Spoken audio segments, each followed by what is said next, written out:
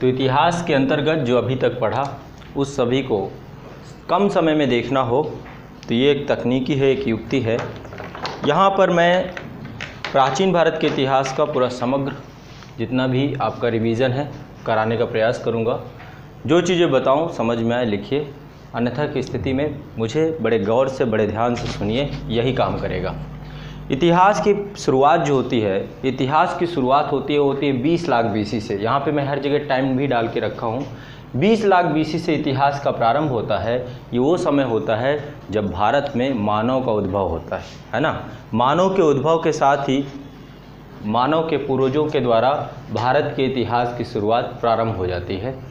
अध्ययन की सुविधा की दृष्टि से देखा जाए तो इतिहास को 3 भागों में बांटते हैं। अध्ययन की सुविधा की दृष्टि से इतिहास को 3 भागों में बांटते हैं, प्रागैतिहासिक काल, आद्य ऐतिहासिक काल और ऐतिहासिक काल। ठीक है। प्रागैतिहासिक काल मानव जीवन की वो अवधि है जिस अवधि में मानव को लेखन कला का ज्ञान नहीं था, यानी कि इतिहासकारों द्वारा ये अवधि प्रागैतिहासिक काल कहलाती है। यानी कि वो समय अवधि जब मानव लिखना पढ़ना जानता ही नहीं था, सभ्यता के उस बिंदु पे था जब हमें चीज़ें नहीं पता थी कि लिखते किससे। जैसे कि आज के टाइम पे आप देखिए, बंदरों की बात करें, उन्हें क्या पता क्या लिखना होता क्या पढ़ना होता। तो कुछ वैसी स्थिति रही होगी हमारी। और इस समय जा कर के जब इतिहासकार कोई इस समय अवधि 20 लाख बीसी से 25 से बीसी तक का इतिहास लिखता है तो वो सिर्फ आश्रित हो जाता है पुरातात्विक स्रोतों पर। जो चीज़ें उसे उस दौरान उस पर्टिकुलर स्थान में मिलती हैं उसके आधार पर ही पूरा इतिहास लिखता है। इतिहास लिखते समय इतिहासकारों ने पाया कि प्रागैतिहासिक काल का जो मानव था वो किस पे आधारित था? पत्थरों पे आधारित था। उसके जीवन का मूलभूत आधार पत्थर ही थे। ठीक है। इसके बाद दूसरी समय अवधि अध्ययन की सुविधा की दृष्टि से देखें तो आद्य ऐतिहासिक काल होता है। यानी कि इतिहास की वो समय अवधि जब मानव को लेखन शैली का ज्ञान तो था, लेखन कला का ज्ञान तो था, लेकिन मानव कभी भी उस समय के जितने भी हमारे निवासी रहे होंगे उनके द्वारा लिखी गई लेखन कला को हम पढ़ नहीं पाए, पढ़ने में असमर्थ हो गए। यानी लिखा गया है लेकिन अभी तक पढ़ा नहीं जा सका। यानी कि इतिहासकार जब इस समय अवधि का भी इतिहास लिखने पहुंचा तो उसको भी पुरातात्विक स्रोतों पर ही आधारित रहना पड़ा। यानी कि अभी इस समय का जो इतिहास काल है यानी आद्य ऐतिहासिक काल है, जहाँ पे लिखने का ज्ञान था लेकिन अभी हम पढ़ने में असमर्थ हैं। अभी हमारे अंदर इतनी टेक्नोलॉजी नहीं आई या फिर हमारे अंदर इतनी समझ विकसित नहीं हुई कि इनकी लिखी हुई बातों को हम समझ पाएँ। जब ये समय अवधि की बात करते हैं तो यहाँ पर भी मानव या इतिहासकार पुरातात्विक स्रोतों पर आधारित होकर ही इतिहास लेखन करता है। ठीक है। और यहाँ पर जब इतिहासकार गया, यहाँ के पुरातात्विक स्रोतों को देखा तो देखा कि यहाँ पर एक समाज का विकास हो चुका है। यानी कि नवपाषाण क्रांति, इसे नवपाषाण क्रांति कहते हैं क्योंकि क्रांति का मतलब होता है कि अचानक जीवन में एक परिवर्तन आ जाना। यहाँ पे मानव यायावरी, खाद्य संग्राहक, आखेटक की भूमिका निभा रहा था, कच्चा मांस खा रहा था, खाना बदोश जीवन जी रहा था। वहीं नवपाषाण क्रांति ने क्या किया? कृषि का आविष्कार कर दिया और कृषि के आविष्कार के परिणाम स्वरूप मानव सभ्यता में आमूलचूल परिवर्तन हुआ और वही आद्य ऐतिहासिक काल में हमें देखने को मिलता है। अभी इसे भी देखेंगे, आगे अभी एक्सप्लेन करूंगा। तीसरा काल मैंने बताया अध्ययन की सुविधा की दृष्टि से ऐतिहासिक काल होता है। यानी कि जब इतिहासकार इस समय अवधि पर पहुँचे तो उन्होंने देखा कि यहाँ पर लेखन कला का भी ज्ञान है और वो लेखन कला हम पढ़ने में समर्थ भी हैं, है ना। यानी कि ये सबसे प्रामाणिक काल है, इसीलिए इसे ऐतिहासिक काल भी कहते हैं। इसे प्रागैतिहासिक काल बोलते हैं, इसे आद्य ऐतिहासिक काल बोलते हैं, लेकिन ये है ऐतिहासिक काल। यानी कि जो भी पुरातात्विक चीज़ें मिली उन पुरातात्विक चीज़ों का लिखित स्रोत भी मिला हमें, ये ऐतिहासिक काल के अंतर्गत आता है। तो अध्ययन की सुविधा की दृष्टि से इनकी समयावधि है प्रागैतिहासिक काल 20 लाख बीसी से 2500 बीसी, आद्य ऐतिहासिक काल 2500 बीसी से 600 बीसी और ऐतिहासिक काल 600 बीसी से लेकर अब तक निरंतर गतिशील है, चलता आ रहा है। यदि आप थोड़ा सा विश्लेषण करें तो आप पाएंगे कि ये अवधि सर्वाधिक है। 20 लाख बीसी से लेकर 2500 बीसी की ये जो प्रागैतिहासिक काल की अवधि है ये सबसे ज़्यादा है। और ये अवधि थी मानव सभ्यता के विकास का, मानव के निर्माण का। यानी मानव पहले इस रूप में नहीं था। आपको पता होगा हमारे जो पूर्वज थे, ठीक है, बंदरों के रूप में थे और यहाँ पर ऑस्ट्रेलोपिथेकस, रामापिथेकस ऐसे करके कुछ प्रजातियाँ जनजातियाँ मानी जाती हैं। प्रागैतिहासिक काल को हम 3 भागों में बांटते हैं। चूँकि बहुत बड़ा ईरा है, इसलिए हम 3 भागों में बांटते हैं। और यहाँ पर जब हमने इतिहासकारों ने जब यहाँ का अध्ययन किया तो पाया कि पत्थर यानी कि मानव पत्थर की गुफाओं में रहता था, पत्थर से ही शिकार करता था, पत्थर ही उसके जीवन का मूलभूत तत्व था, पत्थर से आग जलाता था, पत्थर ही उसके जीवन की रक्षा करता था, है ना। पत्थर से ही वो उसने जितने भी क्रियाकर्म थे, क्राप थे, वो पत्थर से ही करता था, इसलिए इसे स्टोन एज की संज्ञा दी। इन जो तीनों, ये जो पुरा पाषाण काल है, मध्य पाषाण काल है, नव पाषाण काल है या ताम्र पाषाण काल है, इनका विभाजन भी कुछ वैज्ञानिक आधार पर ही किया गया। पुरा पाषाण काल में जो पत्थर होते थे उनका जो उपयोग करने का तरीका था कुछ और था, पत्थरों का आकार अलग था। मध्य पाषाण काल के जो पत्थर हैं वो छोटे हैं, माइक्रोलिथ्स हैं, नुकीले हैं, पैने हैं। धीरे धीरे सभ्यता का प्रतीक है कि यहाँ पर बेडौल पत्थर प्रयोग कर रहा है, तो धीरे धीरे सभ्यता की ओर बढ़ते बढ़ते पत्थरों को धारदार बनाता जा रहा है, नुकीला बनाता जा रहा है, ब्लेड नुमा बनाता जा। ब्लेड देखते हैं ना, एक छोटा सा औजार है जो कि बहुत ही कारगर सिद्ध होता है। मानो कुछ इस तरीके से इन सभ्यताओं में प्रवेश करता जा रहा है। पुरा पाषाण काल ये वो समयावधि थी जब मानव एक आदिम जिंदगी जीता था, पेड़ों में रहता था, है ना, पेड़ों में रहता था, चारों पैरों में चलता था, भोजन की तलाश में यत्र तत्र भटकता रहता था, प्राकृतिक शक्तियों से डरता था, प्रकृति से डर रहता था उसे। वो नहीं समझ पाता था कि सूर्य क्या है, जब वर्षा होती थी तो डर जाता था।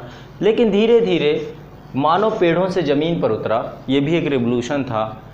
4 पैरों से 2 पैरों में खड़ा होना सीखा, है ना, उसकी रीढ़ की हड्डी धीरे धीरे सीधी हुई और 40,000 BC के टाइम पीरियड पे जो आधुनिक मानव है, जिसे होमो सेपियंस कहते हैं, उसका उद्भव हुआ। यानी कि मानव पूरी तरीके से 2 पैरों में खड़े होकर के, है ना, पैरों के माध्यम से चलने का कार्य, और यहीं से मानव के मस्तिष्क का विकास होना शुरू होता है। और उसको एक समुदाय और संगठन के बारे में अभी भी जानकारी नहीं है। अभी भी वो पशुपालक की ज़िंदगी जी रहा है, कुछ पशुओं को अपने पाल रहा है, कुछ पशुओं का कच्चा मांस खा रहा है।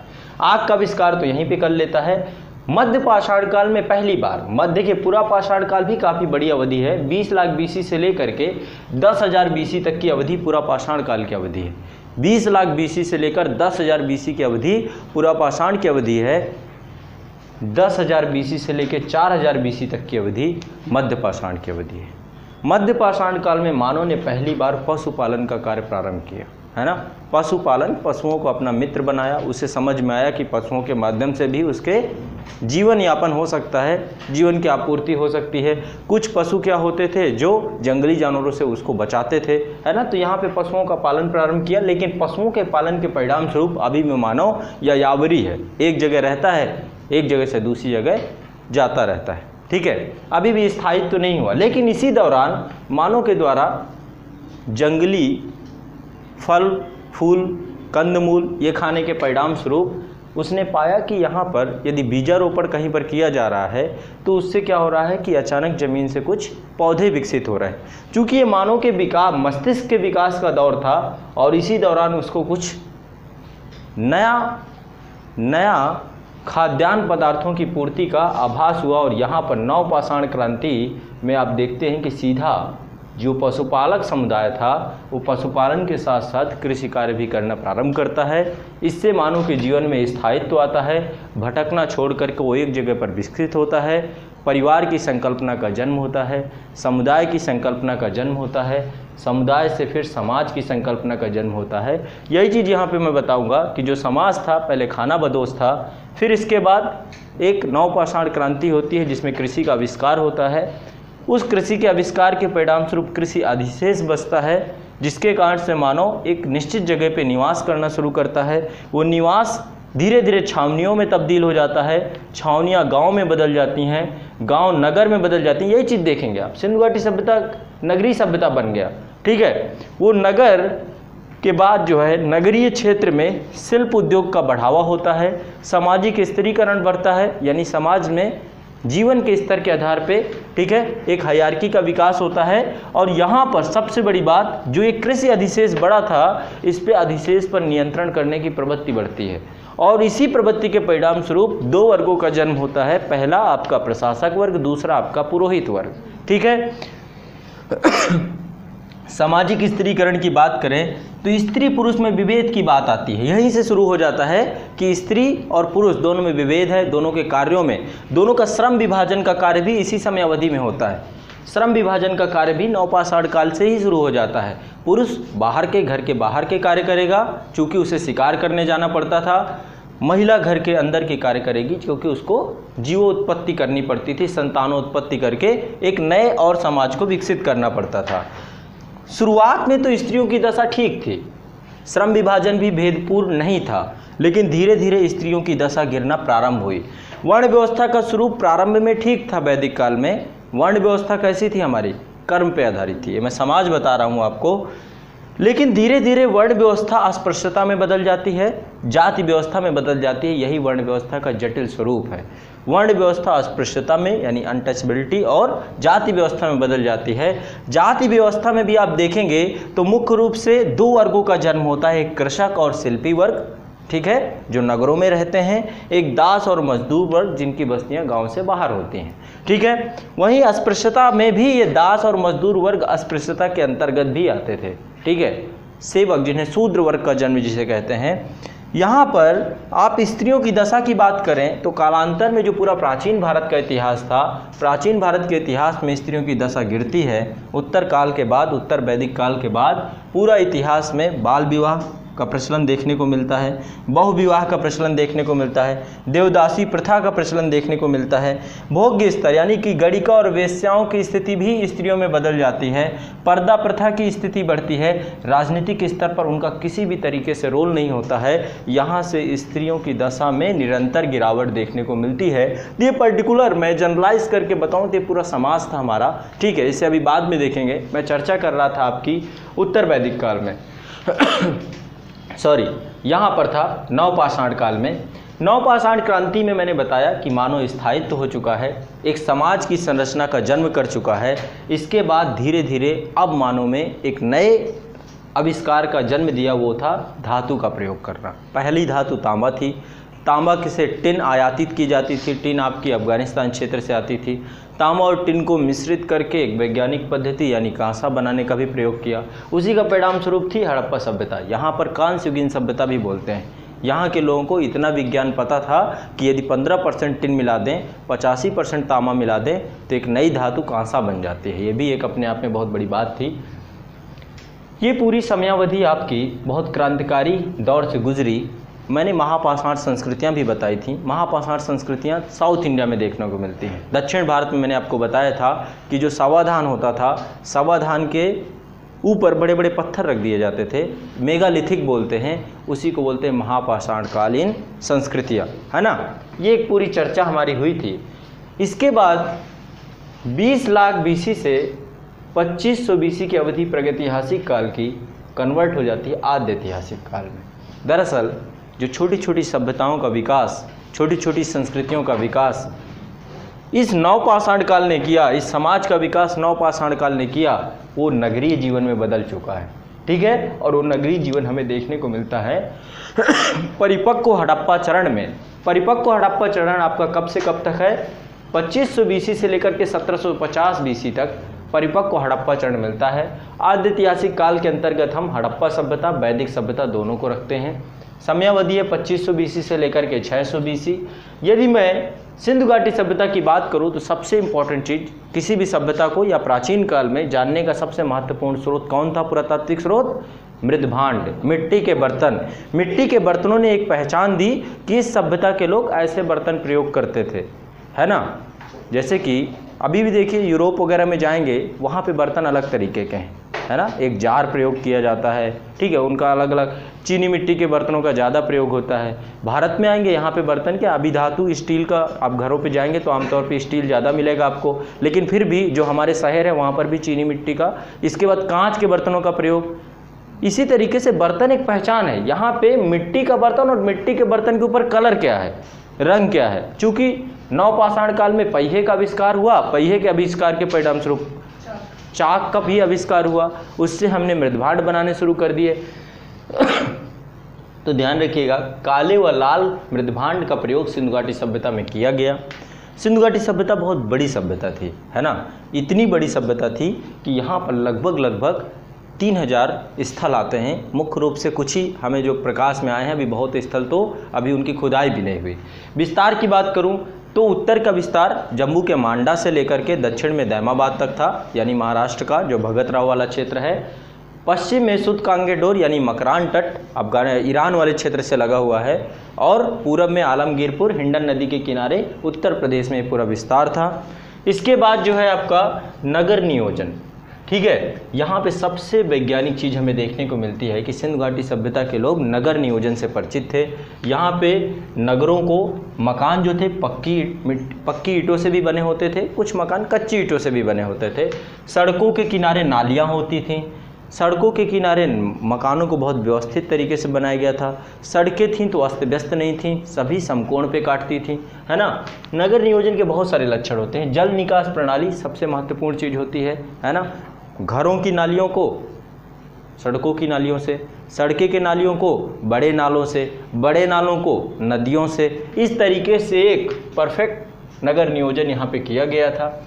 यहाँ पे चूँकि ये आद्य ऐतिहासिक संस्कृति है, यानी कि लिखना लोग जानते थे। अब लिखते थे तो कौन सी लिपि थी, सब जानते हैं, चित्रलिपि का प्रयोग करते थे, जो बोस्त्रोफेदन शैली के अनुसार लिखी जाती थी। बोस्त्रोफेदन शैली क्या है, यहाँ से यानी बाएं से शुरू करना, दाएं की ओर लिखना, सॉरी दाएं से बाएं की ओर लिखना।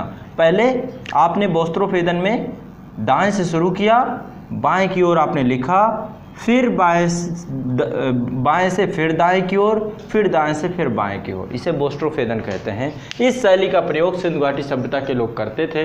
अर्थव्यवस्था की बात करूं तो सिंधु घाटी सभ्यता या फिर कुछ भी हो, आज अब वर्तमान भारत की बात कर रहे हैं तो हमारी अर्थव्यवस्था कृषि ही है, ठीक है। हर समय में कृषि रही है, तो यहाँ पर भी कृषि ही होगी। यहाँ भी अर्थव्यवस्था का मुख्य आधार कृषि था। जब व्यापार अधिशेष, कृषि अधिशेष बचता था, वो बदल गया किस में, व्यापार में बदल गया, है ना। तो व्यापार भी होता था यहाँ पे, विदेशी व्यापार भी होता था। बहुत सारी अन्य सभ्यताओं के साथ भी सिंधु घाटी सभ्यता के लोग व्यापार करते थे, ऐसा मोहरों से पता चला है। आर्ट एंड कल्चर बहुत रिच था। यहाँ पे बहुत सारी मोहरें प्राप्त हुई हैं, आपने देखा होगा एक योगी की मोहर प्राप्त हुई है, या फिर एक सिंगी एक जानवर है उसकी मोहर प्राप्त हुई है। तो बहुत रिच सभ्यता है। मोहरें हैं, मिट्टी की मूर्तियाँ बनाई जाती थी। धातु की एक आपने देखा हो नृत्यकी की मूर्ति, है ना, कांसे की बनी हुई नृत्यकी की मूर्ति, वो भी वो सब सिंधु घाटी सभ्यता में ही बनाई जाती थी। समाज मात्र सत्तात्मक था, है ना, यहाँ पे समाज मात्र सत्तात्मक था। ज़्यादा जानकारी तो समाज के बारे में नहीं मिलती है। स्त्री पुरुष विभेद जरूर रहा होगा, लेकिन फिर भी स्त्रियों की दशा सकारात्मक थी। शिल्प और उद्योग की बात करें, चूँकि सिंधु घाटी सभ्यता के लोगों ने ही सबसे पहले किसका, कपास का आविष्कार किया था, कपास का आविष्कार किया था, इसलिए सूती वस्त्र उद्योग सबसे पहले जो है यहाँ पर डेवलप हुआ। धार्मिक जीवन, यहाँ पे मनके भी बनाए जाते थे। मनके जानते हैं ना, जो गलों में हम माले पहनते हैं, उसकी जो मोतियाँ होती हैं, वो मनके बनाने का कार्य भी होता था, सेल खड़ी से बनाया जाता था। शिल्प और उद्योग में पशुपालन भी बहुत महत्वपूर्ण है। धार्मिक जीवन के बारे में ज़्यादा जानकारी नहीं मिलती है, ठीक है। ऐसा माना जाता है कि ये आस्तिक भी थे, नास्तिक भी थे, है ना, लेकिन पूजा करते थे। आपने देखा होगा एक ऐसा पशुपति की जो मुहर मिली है, उससे पता चलता है कि यहाँ पर पूजा पाठ तो करते थे। कम से कम मातृ देवी की पूजा होती थी, जिसमें दिखाया गया एक पौधा है जिसमें गर्भ से एक पेड़ निकल रहा है, वो दिखाता है कि उर्वरा की देवी है, ठीक है। वो सब चर्चा यहाँ पे नहीं करेंगे। तो 2500 BC से लेकर 1750 BC की अवधि सिंधु घाटी सभ्यता का परिपक्व चरण है। 1750 से लेकर के 1500 BC तक सिंधु घाटी सभ्यता का पतन होना शुरू हो जाता है, डिक्लाइन होना चालू हो जाता है। रीज़न बहुत सारे हैं। कोई बाढ़ बोल रहा है, कोई कह रहा है पर्यावरण में परिवर्तन हो गया, कोई कह रहा है रेगिस्तान का विस्तार हो गया यानी मरुस्थलीकरण हो गया, ठीक है। कोई कह रहा है कि यहाँ पर आर्यों का आक्रमण हो गया, है ना, विभिन्न मत हैं। हम बाढ़ के मत को सर्वमान्य मानते हैं। बहुत सारे लोगों ने यही कहा, चूँकि ये एक ऐसा प्रदेश था जहाँ पे पंचनद थी, है ना, सिंधु, झेलम, चिनाब, रावी, ब्यास, सतलज, ये नदियाँ थीं। इन नदियों के द्वारा लगातार बड़ी मात्रा में गाद और मिट्टी लेकर आई, जिसके कारण से इनमें बाढ़ की घटना हुई और ये पूरा जो क्षेत्र है जलमग्न हो गया, ऐसा माना जाता है, ठीक है। 1500 BC से लेकर के 1000 BC की समयावधि, दरअसल सिंधु घाटी सभ्यता के बाद एक विदेशी जनजाति, बहुत लोगों का इसमें भी मतभेद है।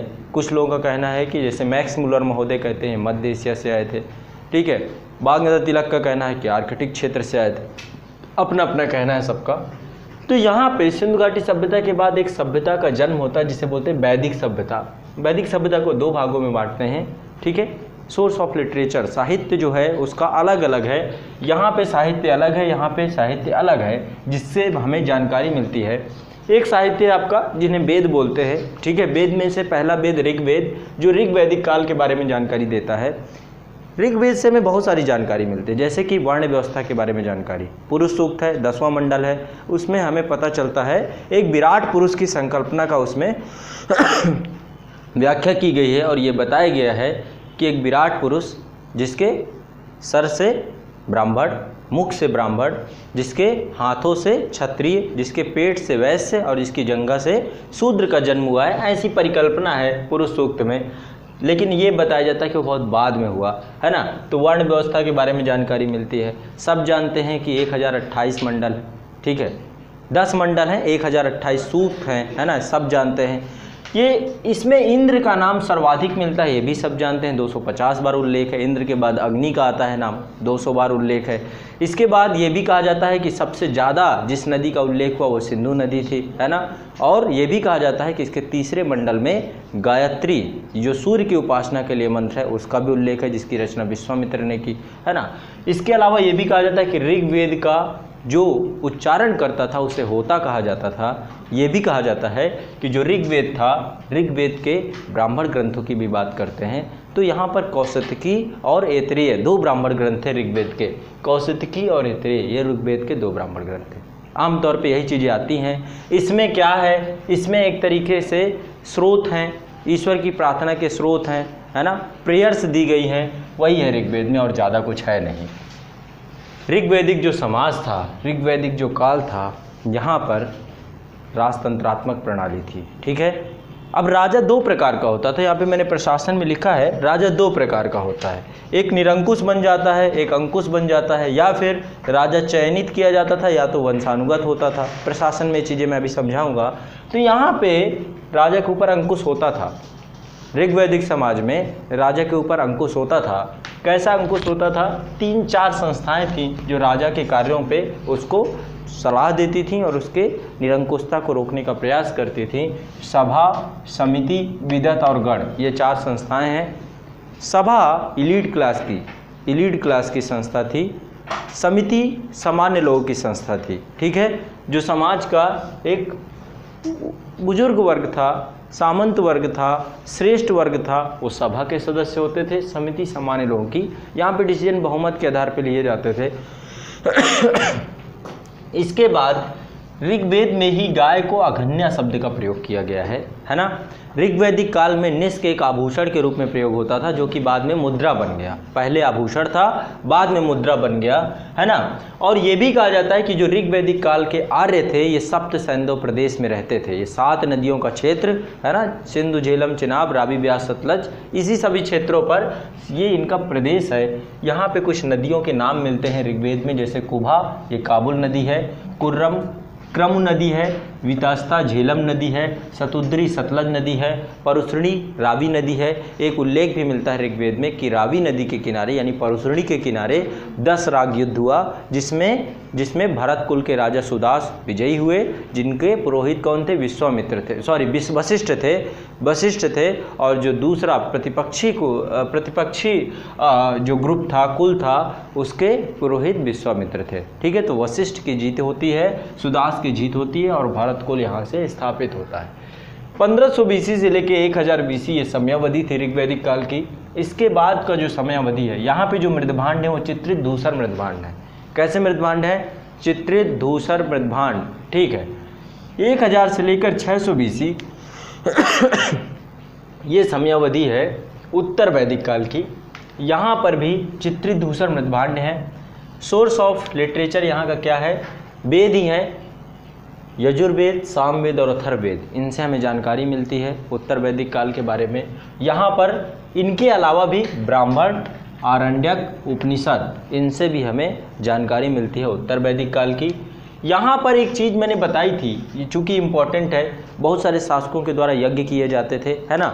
तो जो दक्षिण का शासक होता था उसे भोज कहते थे, और उसके प्रदेश को क्या बोलते थे? भोज्य बोलते थे। शासक को भोज बोलते थे, प्रदेश को भोज्य कहा जाता था, ऐसा उत्तर वैदिक काल में उल्लेख है। उत्तर के शासक को वैराज्य बोलते थे, विराट बोलते थे, और उसके राज्य को वैराज्य बोलते थे, यानी उसके राज्य क्षेत्र का नाम वैराज्य होगा, शासक को विराट कहा जाएगा। पश्चिम के शासक को स्वराट कहते थे, उसके राज्य क्षेत्र को स्वराज्य कहते थे। पूरब के क्षेत्र के शासक को सम्राट कहा जाता था, उसके राज्य क्षेत्र को साम्राज्य कहा जाता था। और जो दक्षिण पूरब वाला क्षेत्र था, यहाँ का जो शासक होता था उसको राजा कहा जाता था, उसके राज्य क्षेत्र को राज्य कहा जाता था। यज्ञों की बात करें तो जो उत्तर का शासक था वो पुरुष में यज्ञ करता था। दक्षिण का शासक था वो वाजपेय यज्ञ भी करता था, अश्वमेध यज्ञ भी करता था, और रासु यज्ञ भी करता था। लेकिन जो पूरब का शासक था वो केवल वाजपेय यज्ञ करता था। पश्चिम का शासक था वो सिर्फ अश्वमेध यज्ञ करता था, और दक्षिण पूरब का शासक रासु यज्ञ करता था। बड़ा आसान है, यहाँ पे राज है, राज्य का रासु, स्वराज्य स्वराट, अश्वमेध, साम्राज्य वाजपेय, वैराज्य पुरुषमेध। एक बार ध्यान से इसको देखेंगे तो आसानी से याद हो जाएगा। इसके बाद इतिहास की हम उस क्षेत्र में पहुंचते हैं जिस क्षेत्र का सबसे प्रामाणिक ज्ञान, प्रामाणिक नॉलेज हमें है, लिखित भी मिला है, और उसके पुरातात्विक साक्ष्य भी आप जा करके देख सकते हैं। उस काल को बोलते हैं ऐतिहासिक काल। 600 BC से लेके अब तक की समयावधि ऐतिहासिक काल के अंतर्गत आती है। शुरुआत होती है इसकी महाजनपद काल से। महाजनपद काल में ही एक महाजनपद था मगध, उसका उत्कर्ष होगा। वहाँ पे बहुत सारे लगातार वंश आएंगे, हर्यक वंश आएगा, शिशुनाग वंश आएगा, नंद वंश आएगा, फिर मौर्य वंश आएगा, मौर्योत्तर काल, गुप्त काल, है ना। इसके बाद हर्षवर्धन का काल आएगा गुप्तोत्तर काल में। इसके बाद जो है निरंतर अरबों का आक्रमण होगा, राजपूत काल की अवधि आ जाएगी। राजपूत काल के बाद आप देखेंगे कि भारत में मोहम्मद गौरी द्वारा जो भारतीय राजपूत काल थे, राजपूतों को धीरे धीरे समाप्त किया जाता है, और यहाँ पे कुतुबुद्दीन ऐबक जो उसका गुलाम था उसके द्वारा दिल्ली सल्तनत की स्थापना की जाती है। दिल्ली सल्तनत का धीरे धीरे विस्तार होता रहता है। दिल्ली सल्तनत में पहले गुलाम वंश आता है, फिर खिलजी वंश आता है, फिर इसके बाद तुगलक वंश आता है, फिर आपका सैयद वंश, लोधी वंश। इसके बाद एक और विदेशी आक्रांता आता है जिसका नाम था बाबर, और उसके द्वारा मुग़ल काल की नींव रखी जाती है। लगातार आप देखेंगे तो बाबर के बाद हुमायूं, लेकिन इसके बाद जो है एक पर्सन था जिसका नाम था शेर शाह सूरी। उसके ने एक बार मुग़ल सत्ता को भारत से निष्कासित कर दिया, लेकिन हुमायूं फिर से वापस आता है, और वापस आकर के बाउंस बैक करता है, और यहाँ पे इब्राहिम आदिल शाह को पराजित करके फिर से मुग़ल सत्ता को स्थापित करता है। ये घटना थी 1555 की। 1555 में हुमायूं समाप्त हो जाता है, मर जाता है सीढ़ियों से गिर के, ऐसे कुछ बताते हैं। उसका पुत्र अकबर शासन सत्ता पर बैठता है, और सुलह कुल की नीति के माध्यम से भारत का एकीकरण करने का प्रयास करता है।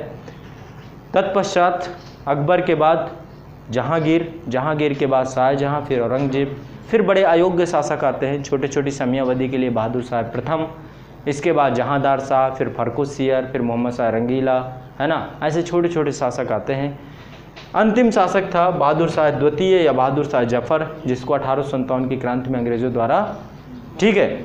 उसी दौरान यूरोप से कुछ विदेशी शक्तियाँ भी आती हैं जिनका काम सिर्फ और सिर्फ व्यापार के उद्देश्य से आती हैं, जैसे कि सबसे पहले पुर्तगाली आए, फिर आपके डच आए, फिर इसके बाद अंग्रेज आए, फिर डेनिश आए, फिर फ्रांसीसी आए, फिर स्वीडिश आए। ये आकर के आपके, मैं अभी ऐतिहासिक काल में ही हूँ, ऐतिहासिक काल में प्राचीन भारत, फिर मध्यकालीन भारत, आधुनिक भारत। औरंगजेब की मृत्यु के बाद भारत की स्थिति बहुत कमज़ोर हो जाती है। फिर से जैसे हर्षवर्धन के बाद हुआ था, हर्षवर्धन के बाद भारत छोटे छोटे टुकड़ों में विभाजित हो गया, स्वतंत्र राज्यों का जन्म हो गया, है ना।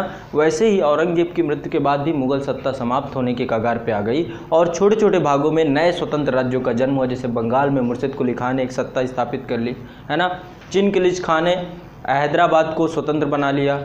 उधर मैसूर वाले क्षेत्र में आपको पता होगा कौन था, हैदर अली और टीपू सुल्तान एक स्वतंत्र सत्ता के रूप में उभर के आ गए। मराठा शिवाजी के नेतृत्व में उभर के सामने आ गए। उसी दौरान अवध में शहादत खां, एक नई सत्ता का जन्म हुआ। पंजाब में रणजीत सिंह आ गए। ऐसे छोटी छोटी सत्ताओं के ने भारत को फिर से विखंडित कर दिया, जिसका फ़ायदा उठाया अंग्रेज़ों ने। पहले अंग्रेज़ों के द्वारा आपसी युद्ध होते रहे, यूरोपीय शक्तियों का ही आपस में निष्कासन करते रहे। पहले अंग्रेज़ों द्वारा फ्रांसीसियों को पराजित किया गया, फ्रांसीसियों के बाद डचों को भारत से निकाला गया। डेनिश बहुत ज़्यादा महत्व नहीं रखते हैं भारतीय इतिहास में, ठीक है। तो कहीं ना कहीं पे आपस में युद्ध करने के बाद जो बाजी मारी, भारत के गुलाम करने की जो चाबी थी वो अंग्रेज़ों को मिली बंगाल में, प्लासी के युद्ध में। प्लासी होता है, प्लासी से ज़्यादा महत्वपूर्ण बक्सर होता है। बक्सर में चूँकि 2000 अंग्रेजी सैनिकों ने भारत में मुग़ल सत्ता, अवध और बंगाल के नवाब तीनों की सैन्य शक्तियों को पराजित करते हैं, और यहीं से भारत जो है गुलामी की जंजीरों में बंधना या फिर ब्रिटिश राज्य की हुकूमत प्रारंभ हो जाती है बक्सर के युद्ध से। लगातार फिर नित्य निरंतर चार्टर एक्ट पारित होते हैं। चार्टर एक्ट के अंतर्गत बहुत सारे गवर्नर जनरल लगातार आते रहते हैं, भारत में शासन सत्ता स्थापित करते हैं, ठीक है। 1853 में एक एक्ट आया था, उसी समय गवर्नर जनरल था लाल डलहौजी, ठीक है। उसने भारत का एकीकरण करना प्रारंभ किया, व्यवगत की नीति, राज्य हड़प की नीति, है ना। उससे पहले लॉर्ड विलेस्ली था, है ना, उसने सहायक संधि प्रणाली के माध्यम से भारत को एकीकृत किया था। 1857 की क्रांति ने सबसे महत्वपूर्ण कार्य ये किया कि जो ब्रिटिश हुकूमत थी जिसमें कंपनी का शासन था वो समाप्त हो जाता है और शासन सत्ता ब्रिटिश क्राउन के ऊपर हस्तांतरित हो जाती है। 1858 में एक चार्टर एक्ट आता है, उसके तहत वायसराय का पद सृजित होता है, और उसके बाद ही लगातार जो है शोषणकारी, दमनकारी नीतियों पे समाप्ति थोड़ी आती है, लेकिन फिर भी अभी तब भी हम गुलाम थे।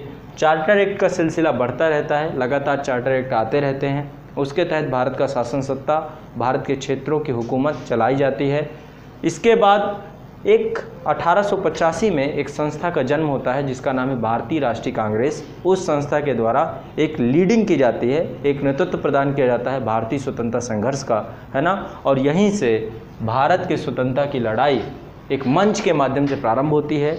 जो हम लोग अलग अलग लड़ाई लड़ रहे थे वो एक मंच के माध्यम से प्रारंभ होती है। कांग्रेस में एक आदमी का आगमन होता है 1915 में, महात्मा गांधी का, जिसने पूरे मूवमेंट को अपने हाथ में लिया और 3-4 महत्वपूर्ण आंदोलनों के माध्यम से भारत की स्वतंत्रता तक उसको ले गए। वो एक ऐतिहासिक दिन था जब कैबिनेट मिशन भारत आया और उसने भारत की संविधान सभा का सृजन किया।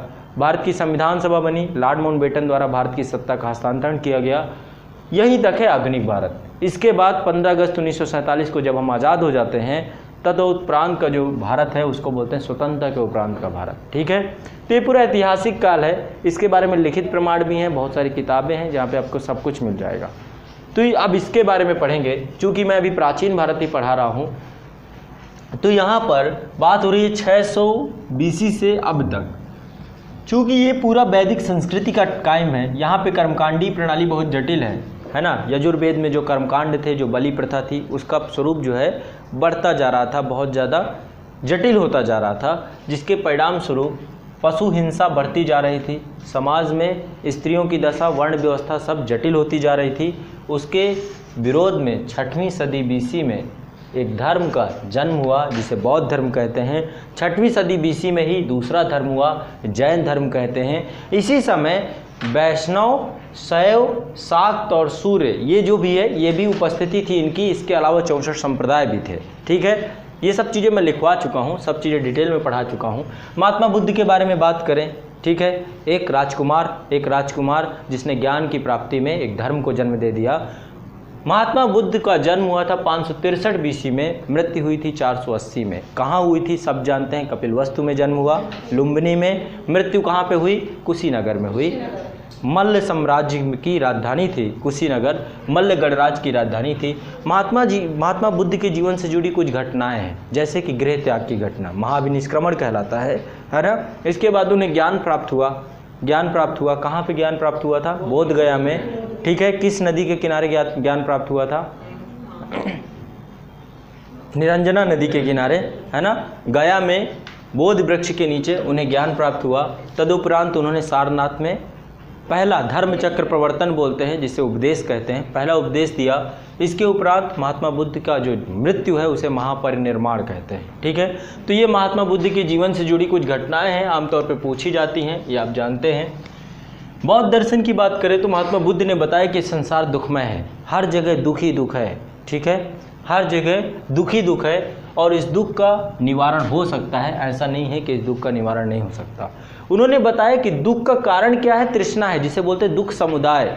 दुख का कारण तृष्णा है, यानी आदमी के अंदर एक ऐसी इच्छा और लालसा है, उसकी एक बहुत बड़ी खाई है जो पाटी नहीं जा सकती, है ना। नित्य निरंतर उसमें अपग्रेड करने के चक्कर में अपने जीवन का सुख की समाप्ति कर बैठता है। उन्होंने बताया कि इस दुख की समाप्ति की जा सकती है, वो भी दुख निरोध गामिनी से। इसको उन्होंने बताया अष्टांगिक मार्ग। 8 मार्गों की बात की, सम्यक दर्शन, सम्यक वाक, ठीक है, सब अष्टांगिक मार्ग के माध्यम से आप इस दुख से ख़त्म कर सकते हैं, इस दुख को, तृष्णा की समाप्ति की जा सकती है।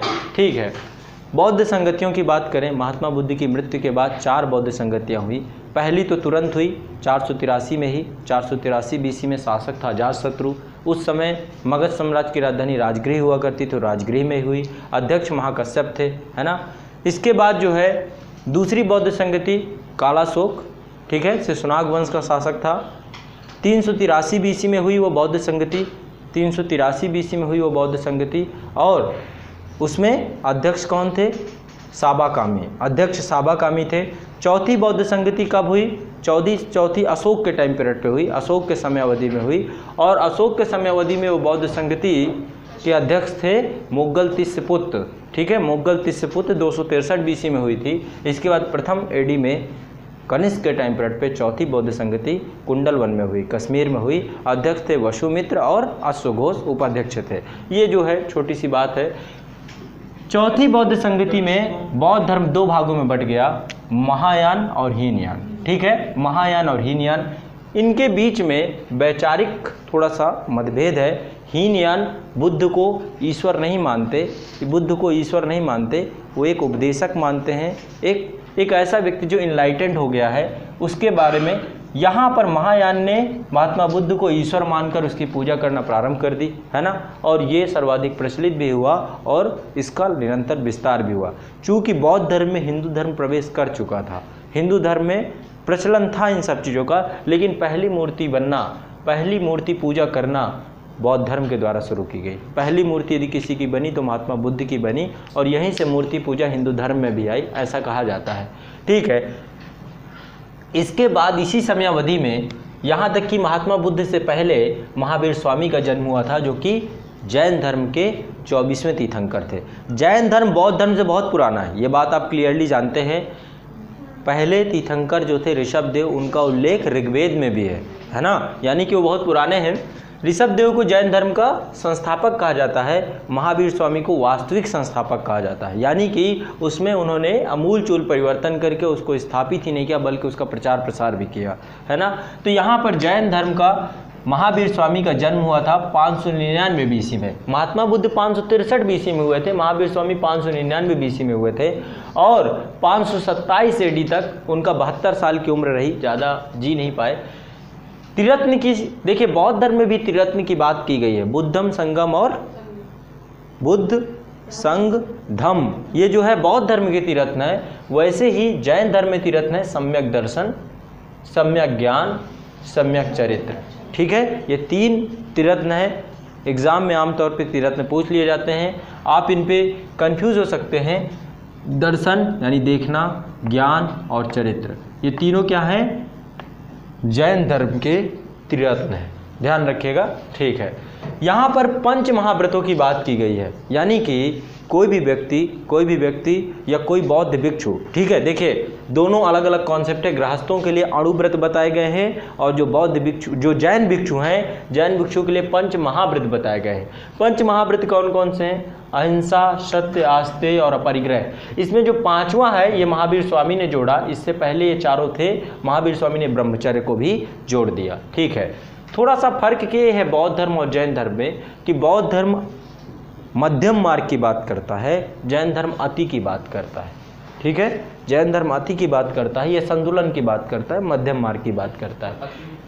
अति का मतलब होता है कि किसी चीज़ को एक्सट्रीम लेवल पे ले जाना, भूखे रह रहे हो, जैसे कि हमारे यहाँ पे जो उपवास है, व्रत की परंपरा है, वो मध्यम मार्गी है। आपको भूख सहन नहीं हो रही तो आप कुछ खा लो, लेकिन जैनिज़्म में इसी चीज़ पे आएंगे तो नहीं, आपने यदि एक व्रत ले लिया कि आपको उपवास रखना है तो आप उपवास रखिए तब तक जब तक जीवन संकट में ना पड़ जाए। जीवन भी जाए तो भी चले। संथारा प्रवृत्ति यही तो है, अपने जन्म का जीवन का आप भूखे रह करके जीवन का त्याग कर सकते हैं। ये थोड़ा आती है पढ़ाई में ही। मैं यदि आपको कह दूं कि आपको लगातार 20 घंटे 18 घंटे 15 घंटे, वो होते हैं कुछ जैनिज़्म वाले बोलते हैं मैं 18 घंटे पढ़ता हूँ, वो जैन धर्म से जुड़े होते हैं, ठीक है। जो लोग 6-7 घंटे पढ़ते हैं वो बौद्धिस्ट होते हैं। तो यहाँ पे जैन संगति में 3 जैन संगतियाँ हुई हैं। पहली है पाटिलपुत्र में हुई है, ठीक है, अध्यक्ष थे स्थूलवृद्ध, ठीक है। दूसरी मथुरा में हुई है जिसके अध्यक्ष थे आर्य स्कंदिल। तीसरी वल्लभी में हुई है जिसके अध्यक्ष थे क्षमा श्रवण, ठीक है। जैन धर्म भी 2 भागों में विभाजित हुआ। ये भी वैचारिक मतभेद था। दरअसल मगध में अकाल आया था और अकाल के दौरान जो स्थूलभद्र थे उनके जो अनुयायी थे मगध में ही रुक गए। चूँकि बौद्ध जैन धर्म में आपको पता है किसी भी तरीके से जीव हत्या नहीं की जाती है। अकाल आया था यानी भोजन की भोजन यहाँ पे नहीं है, मांग मांग के, यहाँ पर भी मांग मांग के मतलब जो भी चीज़ें मिली भिक्षा में वही भोजन में ग्रहण किया जाता था।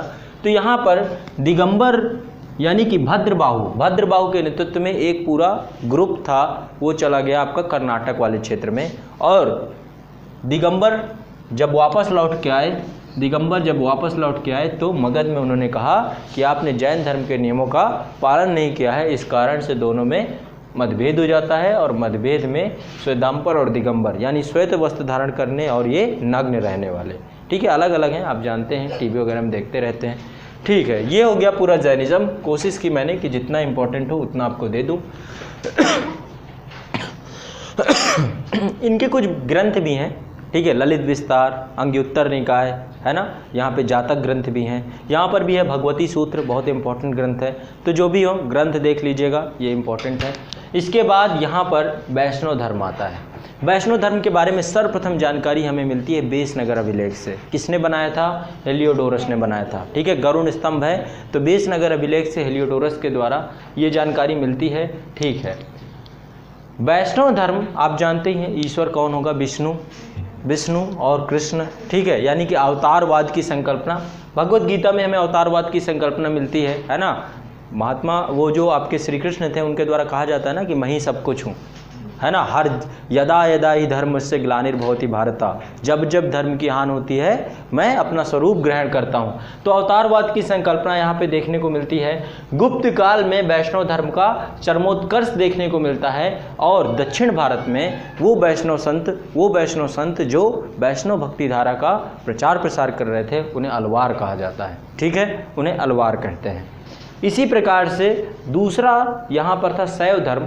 शैव धर्म तो काफ़ी प्राचीन है, हड़प्पा काल से ही हमें शिव की पूजा के बारे में बात चलती है। इसी प्रकार से वैदिक काल में रुद्र विध्वंस का देवता था, ठीक है, रुद्र रूप बोलते हैं ना, रुद्र रूप, तो रुद्र विध्वंस का देवता था। तो यानी कि वैदिक काल में भी देखने को मिलता है। इसके कुछ जो है शाखाएँ हैं शैव धर्म की, आमतौर पर इससे क्वेश्चन भी आ जाता है। पाशुपत शाखा लकुलीस ने स्थापित किया था। कापालिक, कालामुख, लिंगायत, मत्तमयूर, ठीक है, ये भी इसकी कुछ प्रमुख शाखाएं हैं।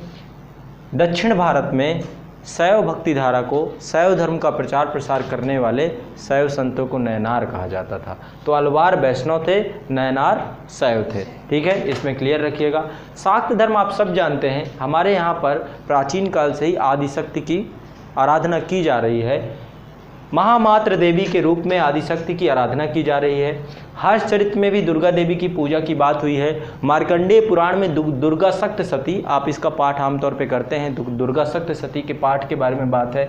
7 देवियों को संयुक्त रूप से शक्ति कहा जाता है, ठीक है, शीतला देवी, चंडी देवी, दुर्गा देवी, सबके बारे में मैंने बताया था कि महिषापुर को मारने वाली महिषासुर मर्दिनी दुर्गा थी, है ना। ऐसे ही पूरा जो हमने पूरी चर्चा की थी। यहाँ पे सूर्य की बात करते हैं। सूर्य को आप जानते हैं वैदिक काल से इसका महत्व रहा है, आज भी सूर्य का उतना ही महत्व है। पुराणों के अनुसार एक पर्सन थे सांब, ये सूर्य, इसको बोलते हैं मगस, सूर्य देवता को भारत लेकर आए थे। सूर्य की सबसे लंबी मूर्ति भरहुत से मिली है, ठीक है, भरहुत से सूर्य की सबसे बड़ी, मध्य प्रदेश में पड़ता है भरहुत, ठीक है। ये आपके जितने भी छोटे छोटे शाखाएं थी धर्म की, वैष्णव, शैव, शाक्त और सूर्य, बौद्ध और जैन, ये सब चर्चा हो गई।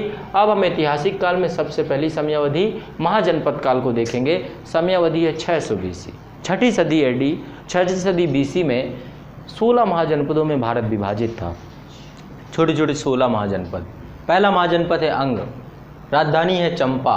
दूसरा है मगध, राजधानी है राजगृह। बाद में इसकी राजधानी पाटलिपुत्र हो जाती है। काशी, वाराणसी, कोसल, श्रावस्ती, वज्र, वैशाली, ठीक है, चेदी, सोथवती, मल्ल, मल्ल की 2 हैं, कुशीनारा के मल्ल, पावापुरी के मल्ल, वत्स, कौशाम्बी, कुरु, इंद्रप्रस्थ यानी हस्तिनापुर, पांचाल, उत्तरी 2 राजधानियां पांचाल की, उत्तरी राजधानी अहिछत्र है, दक्षिणी राजधानी काम्पिल्य है। पांचाल आपका राजस्थान क्षेत्र में पड़ता है। मत्स्य भी राजस्थान में पड़ता है। विराटनगर राजधानी है। अस्मक दक्षिणी, सबसे दक्षिणी महाजनपद है ये, साउथ इंडिया में है, महाराष्ट्र में अस्मक, पोतन, सूरसेन, मथुरा, अवंती। उत्तरी अवंती की उज्जैन थी, दक्षिणी अवंती की महेशमती थी। गंधार, तक्षशिला, कंबोज, राजपुर या हाटक, ये राजधानियां हैं। ठीक है, आमतौर पे राजधानियों से भी क्वेश्चन ज़्यादा आए थे, इसलिए मैंने यहाँ पे राजधानियां लिखना ज़्यादा कारगर समझा। हाँ, पंचाल की अहिछत्र, उत्तरी और दक्षिणी काम्पिल्य। ठीक है, इसके बाद छठी सदी बीसी में ही भारत में गणतंत्रीय प्रणाली भी थी। गणतंत्रीय प्रणाली थी।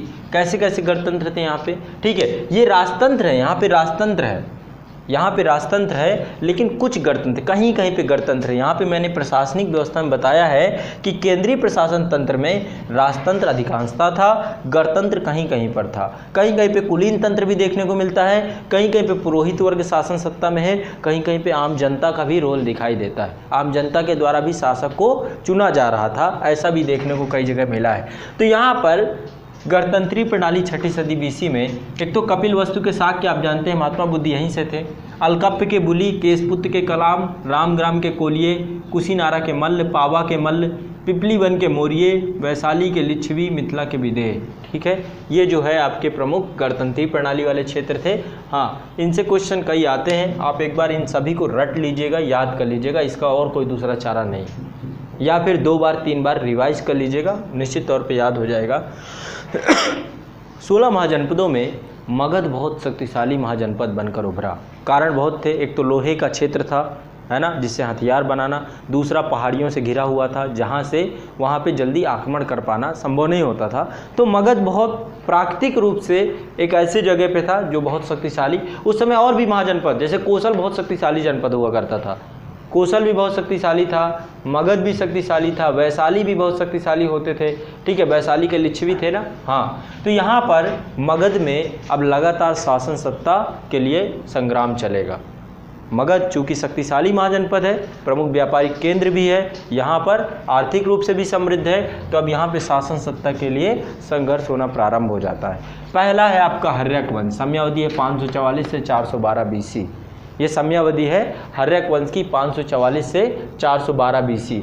ठीक है, यहाँ पर प्रमुख शासक कौन कौन थे? पहला शासक था बिंबसार, उसी के दरबार में जीवक रहता था। ठीक है, जब अवंती का शासक प्रद्योत बीमार होता है तो जीवक को भेजता है बिंबसार। इसके द्वारा कई जगह बिंबसार के द्वारा वैवाहिक संबंध बनाए गए, जिससे कोसला देवी से विवाह किया गया, जिसका पुत्र था अजातशत्रु, है ना। बाद में अजातशत्रु ने अपने मामा के क्षेत्र को ही उसने कब्जा कर लिया। ठीक है, तो यहाँ पे हर्यक वंश का पहला शासक था बिंबसार। इसके बाद अजातशत्रु आता है। अजातशत्रु के समय में ही अजातशत्रु थोड़ा साम्राज्यवादी विचारधारा से था। बिंबसार को उसने मार करके सत्ता पर बैठा और पूरे क्षेत्र का विस्तार करने का प्रयास किया। इसके बाद आता है उदयन। ठीक है, हर्यक वंश में पहला शासक बिंबसार, फिर इसके बाद अजातशत्रु, फिर उदयन। इसके बाद नेक्स्ट आता है शिशुनाग। शिशुनाग नामी है, शासक का नाम ही शिशुनाग है। वो अंतिम शासक हर्यक वंश के मार करके शासन सत्ता पर बैठता है। 412 से लेकर के 344 बीसी ये समयावधि है शिशुनाग वंश की। 412 बीसी से लेकर 344, इसमें 2 महत्वपूर्ण शासक थे। पहला तो खुद शिशुनाग था, इसके बाद उसका बेटा आता है कालाशोक, जिसे काकवड़, बहुत काला था, काला कलूटा, तो काकवड़, कौवे की आकृति वाला, ऐसा उसको बोलते थे। इसके बाद जो है बहुत ही महत्वपूर्ण वंश भारत की सत्ता पर स्थापित होता है, जिसे नंद वंश कहा जाता है। संस्थापक महापद्म नंद था। ऐसा माना गया है कि महापद्म नंद के 8 उत्तराधिकारी आए, लेकिन अंतिम शासक बहुत ही महत्वपूर्ण है, चूँकि इसी समय भारत में एक आक्रमण हो जाता है, यूनानी आक्रमण। ठीक है, और नंदवंश बहुत ही शक्तिशाली ही नहीं था, बहुत ही समृद्ध था। यहाँ पर बहुत बड़ी मात्रा में धन संपत्ति थी। ठीक है, तो 344 से लेकर के 323 बीसी तक ये नंदों का शासन था। इसी समय पे भारत की सीमावर्ती प्रांत पे सिकंदर का आक्रमण हो जाता है। सिकंदर दरवाज़ा खटखटाता है, जिसको पोरस बंद करने का प्रयास करता है। पोरस से युद्ध होता है, अम्बी द्वारा दरवाज़ा खोल दिया जाता है ना, कि आ जाओ। हाँ, अम्बी उससे मिल जाता है। उससे पहले सीमावर्ती प्रांत पे एक और आक्रमण हो चुका था, भारत का पहला विदेशी आक्रमण, इसे कहते हैं ईरानी आक्रमण। हकमनी साम्राज्य का शासक दारा प्रथम 6ठी सदी बीसी में भारत पे पहला विदेशी आक्रमण बनकर सामने आया। सीमावर्ती प्रांत पे कुछ समय तक रहा। इसके बाद फिर से जो अन्य शासक थे, वहाँ के क्षेत्रीय शासक, जो आपका पेशावर वाला क्षेत्र है, तक्षशिला वाला क्षेत्र है, वहाँ के शासकों ने उसको फिर से कब्जा कर लिया। लेकिन जो विश्व विजय का सपना लिए सिकंदर भारत आया और भारत में यहाँ से वापस लौटते ही मौत भी हो गई। ठीक है, तो यूनानी आक्रमण हुआ था 326 बीसी में। इसका सबसे बड़ा प्रभाव क्या रहा? सबसे पहली बात इसकी बात करते, ईरानी आक्रमण का प्रभाव भारत में ये रहा कि खरोष्ठी लिपि का जन्म हुआ। खरोष्ठी लिपि यानी जैसे उर्दू लिखते हैं, है ना, उसका जन्म हुआ। यूनानी आक्रमण में बात करें तो गंधार कला शैली का जन्म होता है। ठीक है, बहुत बड़ा प्रभाव यूनानी आक्रमण से यही मिलता है। बाकी इनका ये छुटपुट आक्रमण थे। ऐसा मान लीजिए कि एक तूफान आया था जो चला गया। ठीक है, सिकंदर एक तूफान की तरह आया और वापस भी लौट गया। उसकी सेना के पास इतनी क्षमता नहीं थी। एक चीज़ हो सकता था, यदि उसकी सेना ब्यास नदी को पार कर लेती तो शायद इतिहास कुछ और होता, लेकिन उसकी सेना ने मना कर दिया ब्यास नदी को पार करने से। इसलिए ब्यास नदी थी, झेलम नदी के किनारे युद्ध हुआ था, वो पूर्व से हुआ था। नंद वंश का शासन ब्यास नदी के इधर होता था। नंदों की शक्ति और उनकी सैन्य पावर को देख करके उनकी क्षमता नहीं हुई कि भारत में जाकर के नंद वंश से लोहा लें, है ना। तो ये जो है 2 आक्रमण हुए थे। इसके बाद इसी दौरान भारत में चाणक्य नामक एक व्यक्ति ने एक बहुत ही महान साम्राज्य को जन्म दिया, जिसका संस्थापक चंद्रगुप्त मौर्य था। मौर्य साम्राज्य की समयावधि यदि होल देखें, पूरी समयावधि कितनी थी? 321 से लेकर 184 बीसी। प्रमुख शासक चंद्रगुप्त मौर्य था। समयावधि 321 से लेकर 298, ये चंद्रगुप्त मौर्य की समयावधि है ना। इसके समय पे महत्वपूर्ण बात कहें तो एक दूत आया था मेगस्थनीज, जिसने एक बुक लिखी है इंडिका। प्रधानमंत्री चाणक्य था, जिसकी बुक थी अर्थशास्त्र। उसी से हमें जब पता चलता है मौर्य साम्राज्य के बारे में। ठीक है, चंद्रगुप्त मौर्य जैनिज्म को मानता था। जीवन के अंतिम समय में कर्नाटक चला गया, अपने पुत्र को शासन सत्ता सौंपी और संधारा प्रवृत्ति के माध्यम से अपने जीवन का त्याग कर दिया। इसके बाद नेक्स्ट आता है आपका बिंदुसार। इसके समय पे भारत के इराक से, सीरिया से, मिस्र से, ठीक है, इनसे अच्छे संबंध थे। बिंदुसार के बाद उसका बहुत ही शक्तिशाली शासक अशोक आता है 269 से 232। 261 बीसी के समय में अशोक ने कलिंग पर आक्रमण किया। कलिंग आक्रमण में लाखों लोगों की मृत्यु हुई, जिससे द्रवित होकर उसने युद्ध नीति की जगह धम्म नीति का अनुग्रहण किया और अशोक ने बौद्ध धर्म को स्वीकार करते हुए अब हमेशा जीवन भर युद्ध न करने का व्रत लिया। इसके बाद उसने बहुत जगह 13 शिलालेख मिले हैं, है ना। पहले शिलालेख में क्या है? पशु बलि हत्या का निषेध है ना। दूसरे शिलालेख में क्या बताया उसने? सीमावर्ती प्रांतों के बारे में बताया। अब ये मत सोचिएगा कि मैं 13वां शिलालेख बताने वाला हूँ, पढ़ लीजिएगा, सब बता चुका हूँ A to Z। 13वां शिलालेख में कलिंग युद्ध का वर्णन मिलता है, कलिंग युद्ध के वर्णन भी मिलता है और सीमावर्ती प्रांतों के बारे में भी बताता है। ठीक है, उसने अपने बौद्ध धर्म के प्रचार प्रसार के लिए अपने पुत्र महेंद्र और संघमित्रा को श्रीलंका भेजा और भी चाइना में भी बहुत सारे अभियान भेजे। तो अशोक एक शक्तिशाली शासक है। इसका धर्म जो है मानवतावादी है ना। मानव जीवन का उत्कर्ष कैसे हो सके वो इसके धर्म में बताने का प्रयास किया गया है। अशोक के बाद उसका पुत्र कुणाल आता है।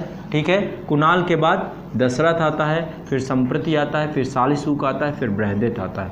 बृहदित अंतिम शासक था। वैसे भी अशोक के बाद जो है उसके जितने भी उत्तराधिकारी थे वो सभी कैसे थे? अयोग्य सिद्ध हुए। लेकिन अशोक और दशरथ से कुछ क्वेश्चंस पूछे जाते हैं, जैसे कि आजीविकों के लिए इन्होंने गुफाएं बनवाई, जैसे कि कर्ण चौपर की गुफा, सुदामा की गुफा, बराबर की गुफा, लोमस ऋषि की गुफा। आजीवक संप्रदाय के लिए इन्होंने बराबर की पहाड़ियों पर गुफाओं का निर्माण कराया। ठीक है, आगे बढ़ते हैं। अंतिम शासक बृहदत्त की हत्या करके पुष्यमित्र शुंग जैसे एक व्यक्ति ने 184 बीसी में, 184 से 75 बीसी में शुंग वंश की स्थापना की। पुष्यमित्र शुंग जो है ब्राह्मणवादी दृष्टिकोण का था, इसलिए अब बौद्ध धर्म को प्रश्रय न मिलकर ब्राह्मण धर्म का उद्भव फिर से प्रारंभ होगा। ठीक है, फिर भी ऐसा माना जाता है कि जो सांची का स्तूप था, सांची का स्तूप का निर्माण अशोक ने करवाया था, उसमें जो तोरण द्वार हैं, तोरण द्वार या उसकी जो वेदिका है, चारों तरफ की रेलिंग है, वो इसी ने बनवाई थी, पुष्यमित्र शुंग ने। तो ऐसे कई इतिहासकारों के द्वारा पता चलता है कि ये बौद्ध धर्म का विरोधी था। कई इतिहास ये भी कहते हैं कि नहीं, बौद्ध धर्म का विरोधी नहीं था, ये धर्म सहिष्णु था। ठीक है, जो भी रहा हो। कर्ण वंश की बात करते हैं। इसके बाद पुष्यमित्र शुंग के बाद जो उसका अंतिम शासक था, वासुदेव नामक एक व्यक्ति आता है और कर्ण वंश की नींव डालता है। 75 BC से लेकर के 30 BC तक, बहुत कम समय अवधि, लगभग 45 साल का ही शासन रहता है। ठीक है, कर्ण वंश का।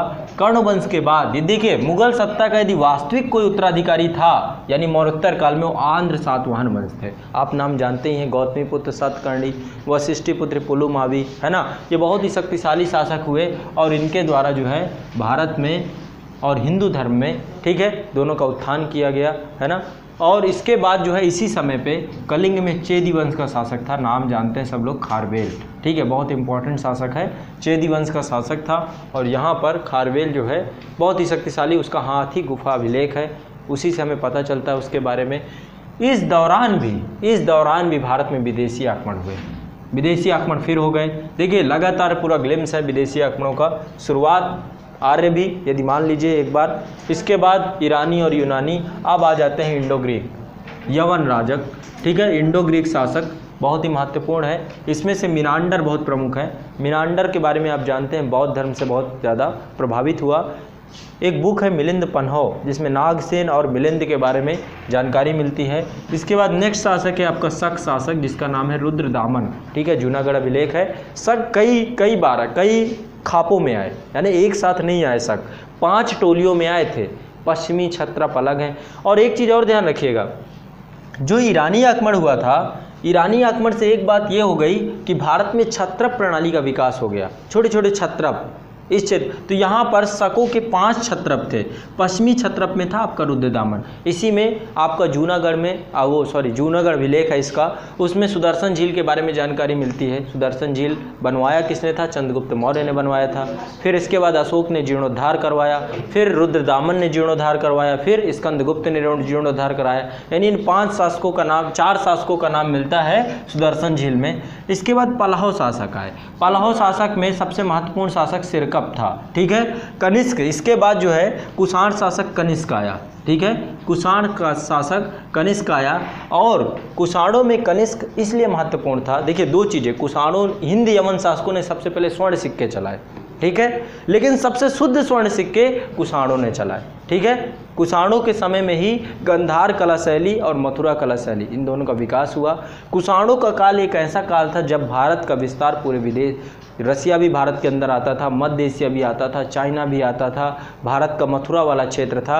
राजधानी इनकी कहाँ होती थी? पेशावर वाला क्षेत्र, पुरुषपुर बोलते हैं। ठीक है, तो प्रथम सदी AD में ये कुछ महत्वपूर्ण शासक आए और भारत ही आए और भारत के ही बन के रह गए। इन्हें विदेशी जरूर कहेंगे, लेकिन उन्होंने बाद में भारत के डेवलपमेंट में वर्क किया, काम किया। ठीक है,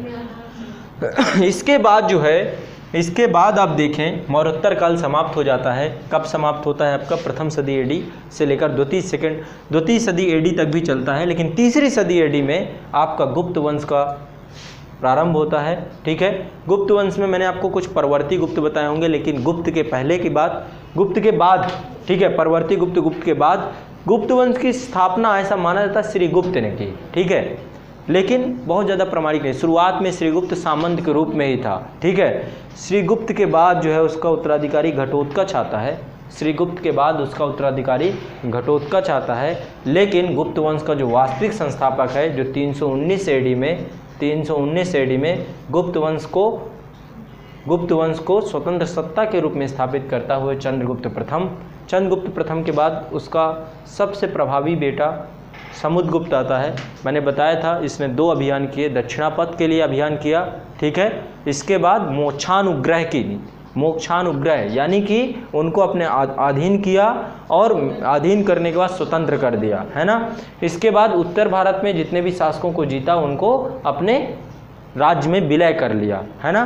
तो यहाँ पर दो नीतियाँ हैं, दंडानुग्रह और मोक्षानुग्रह। ये नीतियाँ इसने नीतियाँ अपनाई थी। इसके बाद कुछ समय अवधि के लिए एक अयोग्य शासक आ जाता है रामगुप्त, ज़्यादा प्रभावी नहीं है। देवी चंद्रगुप्तम विशाखादत्त की एक पुस्तक है, उसके बारे में इसका वर्णन मिलता है, ठीक है। इसके बाद चंद्रगुप्त द्वितीय विक्रमादित्य की उपाधि धारण करता है। शकों को, भारत में जो शक क्षत्रप थे ना, शकों को, इनको ये समाप्त करने का कार्य करता है, ठीक है, यहीं से ही, ठीक है। वैसे विक्रमी संवत तो शुरुआत हुआ था कब से?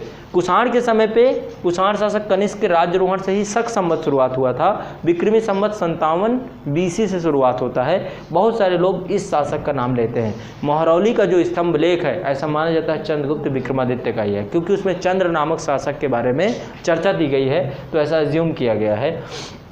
इसके बाद एक प्रभावी शासक आता है, इसका नाम है कुमारगुप्त। कुमारगुप्त ने ही नालंदा विश्वविद्यालय की स्थापना की थी, ठीक है।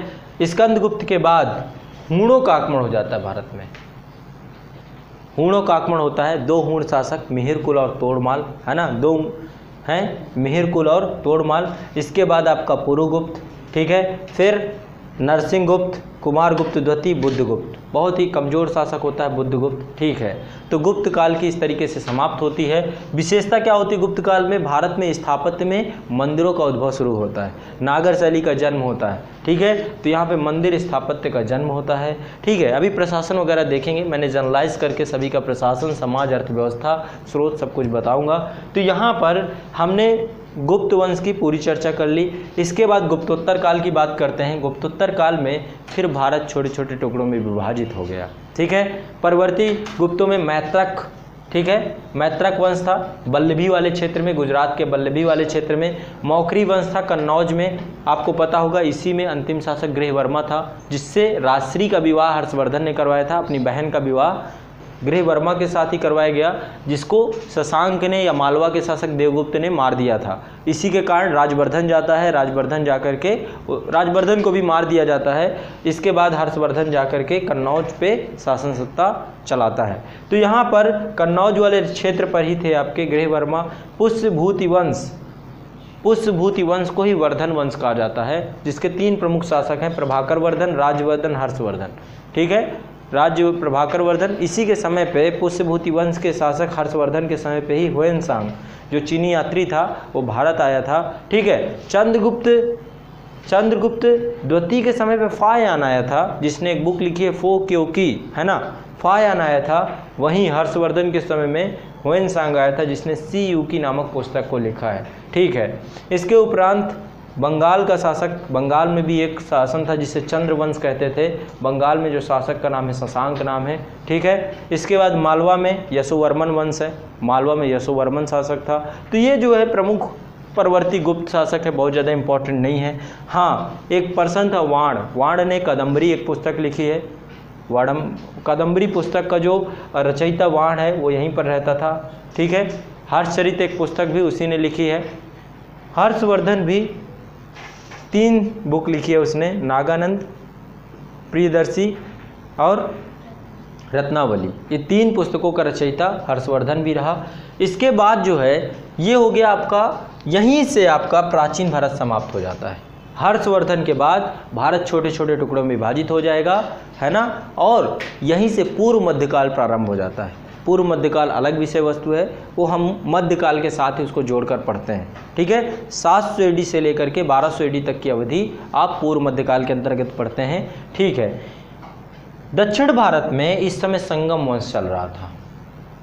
दक्षिण भारत में संगम काल बोलते हैं। संगम क्या है? संगम का मतलब ही समझते हैं, कोई एक सभा है जहाँ पे बहुत सारे विद्वान आकर के मिल रहे हैं और उसमें एक साहित्य की रचना हो रही है, ठीक है।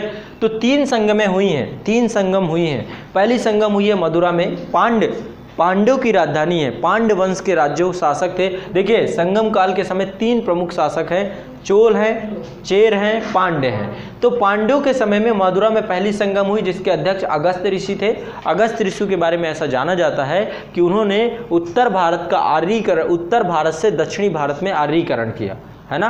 आर्य कल्चर को, आर्य संस्कृति को, वेदों को, कर्मकांडी प्रक्रियाओं को दक्षिण भारत में प्रसारित करने का काम अगस्त्य ऋषि का है। ऐसा उल्लेख आता है कि विंध्याचल पर्वत पार करके दक्षिण भारत का आर्यीकरण करने का कार्य अगस्त्य ऋषि ने किया।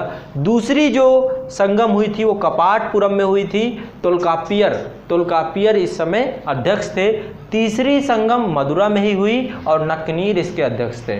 ठीक है, 3 संगम हुई, मदुरा में, कपाटपुरम में और उत्तरी मदुरा में। ठीक है, चोलों की बात करें तो सबसे प्रमुख शासक करिकाल था। ये चोल मध्यकाल वाले चोल नहीं है, पूर्व मध्यकाल में वो अलग चोल वंश है जिसमें राजेंद्र चोल, राजराज प्रथम, राजाधिराज वो अलग शासक है। यहाँ पे हम संगम काल के चोलों की बात कर रहे हैं, यहाँ पे शासक करिकाल था। चेरों की बात करें तो यहाँ पे सबसे प्रमुख शासक कौन था? सेन गुरखनन। ठीक है, पांड्यों की बात करें तो नेडुनेत जितियन। ठीक है, नाम याद करने की बिल्कुल जरूरत नहीं है। ये तीनों शासक ये बहुत महत्वपूर्ण शासक रहे इन वंशों के। और यहाँ पे बहुत सारे जो साहित्य बनाए गए उसमें एक बुक थी एत्तुतोगे। एत्तुतोगे जो है ये अष्टपदावली थी। ऐसे ही शिल्पाधिकारम एक महाकाव्य था, ऐसे ही तोल्कापियम एक व्याकरण ग्रंथ था, है ना। पट्टुपोते ये भी एक पुस्तक थी। तो ऐसे बहुत सारे ग्रंथ थे। मणिमेकलय एक ग्रंथ था, है ना, मणिमेकलय भी एक ग्रंथ था। तो ऐसे बहुत सारे ग्रंथों की रचना यहाँ पे संगम काल में की गई, उनका संकलन किया गया। उस साहित्य की बहुत अपने आप में विशेषता है। तो ये आपका उत्तर भारत और दक्षिण भारत का राजनीतिक इतिहास हो गया। अब एक बार मैं यहाँ पर आपको प्रशासन के बारे में बताना चाहूँगा कि पूरे प्राचीन भारत के इतिहास का प्रशासन कैसा रहा। हर जगह आप इसको सेट कर सकते हैं। जब भी आंसर राइटिंग करें, ये पूरे की पॉइंट दिया हूँ मैं, इन्हीं की पॉइंट के आधार पर करें।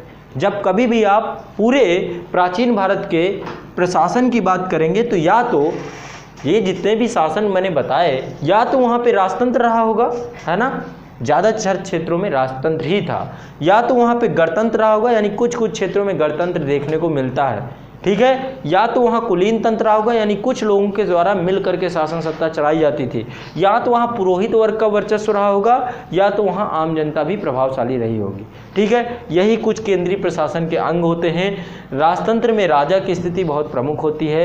राजा निरंकुश भी हो जाता था, राजा के ऊपर अंकुश भी लगाया जाता था, राजा चयनित भी होता था, राजा वंशानुगत भी होता था।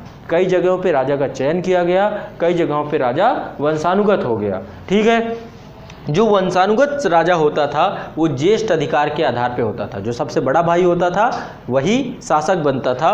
और निरंकुशता की बात करें, ठीक है, तो राजा का केंद्रीय प्रशासन कुछ लोगों की मंत्रिपरिषद के सहायता से, ठीक है, राजा प्रशासन करता था। प्रशासन के बहुत सारे अंग होते हैं। प्रशासन में आपका राजस्व भी आता है, प्रशासन में सैन्य भी आता है, प्रशासन में न्याय भी आता है ना। ये सब प्रशासन के अंतर्गत आते हैं। तो राजा की अपनी सेना होती थी जिसका वो सर्वोच्च सेनापति भी होता था। उसका सेना का आकार जैसे पैदल होते थे, हाथी होते थे, घोड़ा होते थे, रथ होते थे। सेना के आकार की बात करते हैं। हथियार किस प्रकार के प्रयोग किए जाते थे, है ना, ये भी सेना का ही अंग होता है। पुलिस की बात करें, पुलिस व्यवस्था थी, उस समय भी पुलिस व्यवस्था का कॉन्सेप्ट था। ठीक है, न्याय व्यवस्था की बात करें तो राजा ही सर्वोच्च न्यायाधीश हुआ करता था। और न्याय के स्रोतों की बात करें तो आप जानते हैं परंपराएं न्याय का स्रोत होती थीं, या स्मृतियां न्याय का स्रोत होती थी, या वैदिक ग्रंथ न्याय का स्रोत होते थे, या रूढ़ियाँ न्याय का स्रोत होती थी, या राजा के द्वारा भी न्याय का स्वरूप स्थापित किया जाता था। तो यहाँ पे न्याय के स्रोत। शिक्षा और संस्कृति की बात करें तो शिक्षा में विश्वविद्यालयों का निर्माण किए गए। नालंदा विश्वविद्यालय बना आपका, है ना, वल्लभी विश्वविद्यालय, ऐसे विश्वविद्यालय, छोटी छोटी यूनिवर्सिटीज़ साउथ इंडिया में भी थी। और यदि संस्कृति की बात करें तो गुहा का, है ना, गुफाओं का निर्माण कराया गया। ये सब कल्चर में आता है, स्थापत्य में आता है। मंदिरों का निर्माण करवाया गया। ठीक है, ये अभी हम सब देखेंगे जब हम लोग स्रोत देखेंगे वहाँ पर। इसके बाद जो है सार्वजनिक निर्माण कार्य भी राजा के द्वारा करवाया जाता था प्रशासन के अंतर्गत। ये भी तो PWD विभाग, है ना। यहाँ पे सिंचाई व्यवस्था का कार्य करना, कृषि अर्थव्यवस्था थी तो सिंचाई का कार्य करना बहुत महत्वपूर्ण है। यहाँ पे उत्पादन के साधनों पर किसका नियंत्रण होगा, ये भी शासक के द्वारा ही किया जाता था। ठीक है, ज्येष्ठाधिकार की बात करें, ठीक है, तो यहाँ पर सामाजिक और सांस्कृतिक स्तर पर और राजनीतिक स्तर पर, ठीक है, ये बातें होती हैं। ज्येष्ठाधिकार या तो सामाजिक और सांस्कृतिक स्तर पर होता था या राजनीतिक स्तर पर होता था। राजस्व की बात करें तो भूमि का मालिक कौन होगा, कहीं कहीं पर भूमि का मालिक गांव होता था, कहीं कहीं पर राजा खुद होता था, कहीं कहीं पे पुरोहित वर्ग को भी भूमि अनुदान में दे दी जाती थी, है ना। तो भूमि का मालिक कौन होगा, फसलें किस प्रकार की उगाई जाएंगी, मैं बताता था आमतौर पर गेहूँ, यही की पॉइंट है। इसी की पॉइंट पर आपको जैसे मान लीजिए पूछ ले कि गुप्त काल का प्रशासन के बारे में विस्तृत चर्चा कीजिए, क्या करना है। पहले केंद्रीय प्रशासन तंत्र बताना है कि प्रशासन राजतंत्रात्मक था, है ना। इसके बाद प्रशासन का विभाग बता दीजिए कि प्रशासन प्रांतों में विभाजित था, प्रांत जिलों में विभाजित थे, जिले ग्राम में विभाजित थे, ऐसा करके आप बता सकते हैं। और फिर बता सकते हैं राजा पे अंकुश होता था कि स्वेच्छाचारी राजा होता था कि नहीं, राजा की केंद्रीय सत्ता में सेना कैसी होती थी, पुलिस कैसी होती थी, न्याय कैसी होती थी, शिक्षा और संस्कृति क्या था, सार्वजनिक निर्माण का कार्य किसने कराया, बाह्य आक्रमण कौन कौन से होते थे, उसके लिए क्या व्यवस्था करवाई, राजस्व में भूमि का मालिक कौन था, फसलें क्या थी, राजस्व कितना होता था। आमतौर हम देखते थे ना 1/6 होता था, 1/6 होता था। अधिकारी कौन से होते थे जो राजस्व को टैक्स की वसूली करते थे, टैक्स की वसूली न देने पर क्या दंड दिया जाता था, ये सब बातें मैं लिखवा चुका हूँ, ठीक है। इसके बाद जो है भूमि को 2 प्रकार से बांटा जाता था, कृषि योग्य भूमि, है ना, कृषि योग्य भूमि, और इसमें भी देवमात्रक भूमि होती थी, ठीक है। देवमात्रक भूमि होती थी, अदेवमात्रक भूमि होती थी, जो पुरोहितों को, मंदिरों को दान में दे दी जाती थी। तो इस तरीके से पूरा प्रशासन तंत्र था। समाज की बात करें तो शुरुआती समाज खानाबदोश था। जब हम प्रागैतिहासिक काल की बात करते हैं, प्राचीन काल में, तो समाज खानाबदोश था। धीरे धीरे नवपाषाण क्रांति में कृषि का आविष्कार हुआ, जिसके कारण से कृषि अधिशेष होने लगा, जिसके कारण से समाज और समुदाय की संकल्पना का जन्म हुआ, परिवार की संकल्पना का जन्म हुआ, जिसके परिणाम स्वरूप निवास, ठीक है, लोग एक जगह रहने लगे, एक समुदाय में रहने लगे, निवास छावनियों में बदल गया, छावनियाँ गांव में बदल गई, गांव नगरों में बदल गए। इसके कारण से कृषि अधिशेष के कारण से शिल्प भी बढ़ा, जिससे सामाजिक स्त्रीकरण हुआ और अधिशेष पर नियंत्रण करने की प्रवृत्ति बढ़ी, जिसके परिणाम स्वरूप 2 वर्गों का जन्म हुआ, प्रशासक वर्ग और पुरोहित वर्ग, ठीक है। और सामाजिक स्त्रीकरण के तहत आप देखेंगे स्त्री पुरुष विभेद बढ़ा और वर्ण व्यवस्था का जन्म हुआ। इसमें स्त्रियों की दशा निरंतर हम देखते हैं डिक्लाइन ही हो रही है, गिर ही रही है, ठीक है, गिर ही रही है। इसमें बाल विवाह, बहुविवाह, देवदासी प्रथा, भोग्य स्तर यानी गणिका और वेश्या, पर्दा प्रथा, राजनीतिक स्तर पर ये सारी जो है हमें परिस्थितियां देखने को मिलती हैं। एक भोग्या की वस्तु बना करके स्त्री को रख दिया जाता है। वर्ण व्यवस्था की बात करें तो यहाँ पे एक जटिल स्वरूप जाति व्यवस्था का जन्म होता है, अस्पृश्यता का जन्म होता है, ठीक है। जाति व्यवस्था में यदि हम देखें तो जाति व्यवस्था में कृषक और शिल्पी एक ये वर्ग बन के रहा जहाँ पे कृषि करते थे, और दूसरा वर्ग दास और मजदूर बन के रह गया। किसी दूसरे की ज़मीन पे कार्य करना या दूसरों की सेवा करना या दास बन जाना, यही दोहरा। तो ये पूरा समाज था, जनरलाइज करके मैंने बताया है, इसी को सब पे आपको जोड़ करके लिखना है। और भी चीज़ें देख सकते हैं, स्त्रियों की दशा देख लीजिए, शिक्षा का स्तर देख लीजिए, कैसा शिक्षा का स्तर था, स्वास्थ्य की व्यवस्था क्या क्या थी, यही सब समाज के अंतर्गत आता है। अर्थव्यवस्था, यहाँ की इकॉनमी कैसी थी। प्राचीन काल की इकॉनमी को हम 3 भागों में बांट सकते हैं। पहला है कृषि, दूसरा है शिल्प, तीसरा है व्यापार, वाणिज्य व्यापार, ठीक है। तीनों की उपस्थिति देखने को मिलती है। कृषि की बात करें तो भूमि जो होती थी कृषि योग्य भूमि होती थी।